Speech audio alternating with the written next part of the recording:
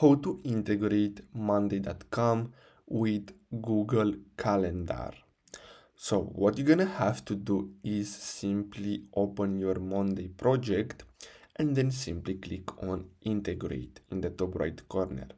Now the next step is to simply search for Google, and as you can see you have Google Calendar, and here you have different events. So as you can see this one here, when an item is created or updated, create an event in Google Calendar and sync feature changes from this board. So you're gonna have to look for the one that you need. So as you can see, you can also, when you create an event in Google Calendar, this is gonna be added to your Monday project. So you're gonna have to simply look for the one that you need and then simply click on add to board. Now all you have to do is simply connect the Google Calendar with Monday, and basically that's all you have to do. So I really hope you found this video helpful. Thanks for watching.